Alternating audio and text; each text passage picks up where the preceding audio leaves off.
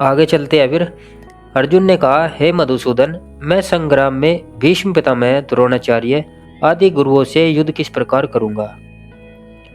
तो अर्जुन ने फिर वही बात कही है कि हे मधुसूदन, मैं संग्राम में अपने भीष्म पितामह, अपने गुरुओं का, द्रोणाचार्य का, इनके सामने मतलब इनके साथ में युद्ध कैसे करूंगा। तो मैं ऐसा कार्य मुझसे नहीं हो पाएगा। ये अर्जुन बार बार बोल रहे हैं। हे शत्रुनिकंदन, ये दोनों पूजा के योग्य हैं, इन पर बाण कैसे चलाऊं। अर्जुन क्या कह रहा है कि ये दोनों तो मेरे पूजनीय हैं, तो मैं इन पर बाण कैसे चला सकता हूँ। हे कृष्ण, भिक्षा का अन्न खाकर समय बिताते तो यह भी बहुत उत्तम है, पर गुरुजनों को मारकर रुधिर से लिप्त भोगों का भोगना उत्तम नहीं है। अर्जुन क्या कह रहा है कि यदि हम भिक्षा मांग करके, भीख मांग करके भोजन खाए, अपना पेट भरे, तो वो भी बहुत अच्छा है, लेकिन अपने गुरुजनों को मारकर रुधिर से लिप्त भोगों का भोगना, यानी अपने इन गुरुओं को मार करके और मैं उस राज्य को भोगूं, यानी कि जो उनके खून से सना हुआ होगा, जो मेरा दिल है कि कहता है कि मैं ऐसे में न मैं अन्न खा सकता हूँ, न मैं उस राज्य में रह सकता हूँ, क्योंकि मेरा दिल इस चीज़ के लिए गवाही नहीं दे रहा है। तो अर्जुन यही भाव रखता है उनके प्रति कि ये मेरे आदरणीय हैं, ये मेरे पूजनीय हैं, तो मैं इनके साथ में ऐसा नहीं कर सकता हूँ।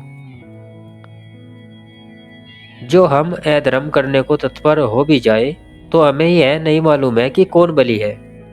तो अर्जुन क्या कर रहा है कि यदि मैं ये सोच भी लूँ कि चलो छोड़ो, मैं ये अधर्म कर भी लेता हूँ, तो उसमें मुझे तो ये भी नहीं पता है कि बलि कौन होगा, यानी कि जीतेगा कौन। हम जीतेंगे या वे जीतेंगे, वे हमको जीतेंगे या हम उन्हें। जिनको मारकर हम जीना चाहते हैं वे धृतराष्ट्र के पुत्र हमारे सामने खड़े हैं। इनको मारने से हमारा जीना भले नहीं कार्पण्य है। तो अर्जुन क्या कर रहा है कि इन सबको मारने से हमारा जीना भला नहीं कार्पण्य है। कार्पण्य मतलब कायरता से भरा हुआ, और कुल का क्षय होना दोष है। और हमारा जो कुल है, हमारा जो कुल जिसके आज लोग गुणगान कर रहे हैं, उसके अंदर दोष उत्पन्न होगा। उसको ऐसा दोष लगेगा कि उस कुल में कुछ भी नहीं बचेगा। इन दोनों बातों से मेरा स्वभाव बिगड़ गया है। अब मैं ऐसा मूड हो गया हूँ कि मुझे धर्म का अधर्म का कुछ ज्ञान नहीं। इसलिए मैं आपसे पूछता हूँ कि युद्ध करना, भिक्षा मांगकर निर्वाह करना, इन दोनों बातों में से कौन सी बात श्रेष्ठ है। तो अर्जुन ने क्या कहा है कि अब मैं ऐसा मूड हो गया हूँ कि मुझे धर्म अधर्म का कुछ ज्ञान नहीं है। यानी कि अर्जुन कह रहा है कि मैं ऐसा मूड मतलब मैं ऐसा मूर्ख हो चुका हूँ, मैं ऐसा ज्ञानी हो चुका हूँ कि मुझे कुछ भी समझ नहीं आ रहा है कि धर्म क्या है, अधर्म क्या है, क्या करना चाहिए, क्या नहीं करना चाहिए। इसलिए मैं आपसे पूछता हूँ कि युद्ध करना, भिक्षा मांगकर निर्वाह करना, इन दोनों बातों में से कौन सी बात श्रेष्ठ है। तो एक चीज़ दोस्तों ध्यान से समझिएगा, अर्जुन ने यहाँ पर क्या किया है। अर्जुन ने अपने आप को भगवान श्री कृष्ण को समर्पित कर दिया है। ये चीज़ हमारे लिए सीखने वाली है कि यहाँ पर अर्जुन क्या कर रहा है कि मैं आपसे पूछता हूँ। अर्जुन क्यों पूछ रहा है भगवान श्री कृष्ण से, ये चीज़ यदि हम समझे तो इस चीज़ का हमें बहुत बड़ा अर्थ मिल सकता है। तो अर्जुन का श्री कृष्ण भगवान से पूछने का मतलब है कि उसको पता है कि जो ये इंसान है मेरे साथ में, जिसको हम भगवान के नाम से भी जानते हैं, जिसको लोग अलग अलग नामों से भी जानते हैं, कोई कृष्ण कहता है, कोई छलिया कहता है, कोई कुछ कहता है, तो अर्जुन का उनके ऊपर विश्वास है। और वो विश्वास क्यों हुआ, क्योंकि दोस्तों भगवान श्री कृष्ण ने जो भी कभी कदम उठाया है वो हमेशा सबके हित के लिए उठाया है, और कभी भी उन्होंने अपनी बात अर्जुन के ऊपर नहीं थोपी है। हम लोग यदि इस चीज़ से समझे और सीखे तो उनके जीवन से हमें एक बात सीखने को मिलती है कि उन्होंने कभी भी किसी को भी अपनी बात थोपी नहीं है। उन्होंने हमेशा हर इंसान से एक बात पूछी है कि यदि तुम इस कार्य को करते हो तो इस कार्य को करने से तुम्हें क्या लाभ होगा और क्या हानि होगी। तो भगवान श्री कृष्ण ने हमेशा इंसान को उससे अपने आप से प्रश्न पूछने के लिए मजबूर किया है। यानी हर इंसान अपने आप से प्रश्न पूछे, उनका कहने का मकसद ये है। लेकिन हम लोग क्या करते हैं, प्रश्न पूछने वालों को चुप कराने की कोशिश करते हैं, उनको दबाने की कोशिश करते हैं।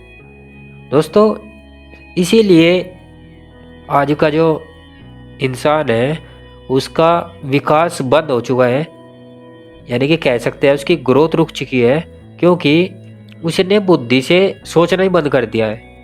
हमारे सामने जो घटित होता रहता है हम उसको देख करके हमेशा चुप रहते हैं, या हमारे सामने कुछ अलग होता रहता है या कुछ अनुचित होता रहता है, यानी कि कुछ गलत होता रहता है किसी के साथ, तो हम देख करके चुपचाप रहते हैं। कभी उसके लिए ना सवाल उठाते हैं, ना कभी हम उसके लिए प्रश्न करते हैं किसी से, ना भाई उसके खिलाफ हम कभी भी एक्शन लेते हैं। तो इसीलिए एक इंसान का दिमाग जो है वो बंद होता चला गया है, और इसी के चलते इंसान की ग्रोथ रुक जाती है। क्योंकि दोस्तों, दिमाग से ही हमारी ग्रोथ हो सकती है। भगवान ने हमें दिमाग दिया है तो वो यही सोच करके दिया है कि भाई इंसान इस दिमाग का सही उपयोग करे। तो यहाँ पर जो बात हमको सीखने को मिलती है कि एक तो ये कि भगवान श्री कृष्ण ने कभी भी किसी को अपनी बात थोपी नहीं है, यानी कि उन्होंने प्रश्न पूछने के लिए मजबूर किया है कि तुम प्रश्न पूछो, चाहे दूसरों से पूछो या अपने आप से पूछो। हमेशा इंसान को सवाल जवाब जरूर करने चाहिए। दूसरी बात यह है कि अर्जुन ने क्यों उनको पूछा है, जबकि उसके सामने इतना भयंकर युद्ध है, वो भी उसके अपनों के साथ में। तो अपनों को छोड़ करके अर्जुन उनकी सलाह क्यों ले रहा है, ये चीज़ भी हमको सीखने को मिलती है यहाँ पर। क्यों ऐसा क्यों हो रहा है? क्योंकि दोस्तों, उसको पता है कि ये जो इंसान है ये कभी भी अनुचित कार्य नहीं करते हैं, और ना ही अनुचित कार्य में किसी का साथ देते हैं। ये हमेशा सत्य का साथ देते हैं, ये हमेशा सही कार्यों को बढ़ावा देते हैं, और ये हमेशा निर्णयात्मक फैसला करते हैं। तो अर्जुन ने इसीलिए उनको अपने आप को सौंपा हुआ है। तीसरी चीज क्या है कि अर्जुन ने उनको अपने आप को समर्पण कर दिया है। यदि आप किसी को गुरु बनाते हैं तो आपका जो भाव होना चाहिए वो उनको समर्पित होना चाहिए। यानी आप दिल से जब इस इंसान को समर्पित कर दोगे अपने आप को, तो ये समझ लीजिए कि वो इंसान आपके लिए हमेशा अच्छा ही करेगा। ये होता है विश्वास के कारण।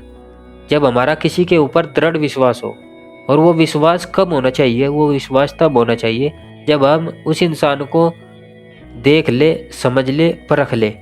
क्योंकि दोस्तों, किसी भी इंसान पर एकदम से कभी भी विश्वास मत कीजिएगा, इसमें आप हमेशा धोखा खाएंगे, आपके साथ में हमेशा गलती होगा, आपका लोग फ़ायदा उठाएंगे।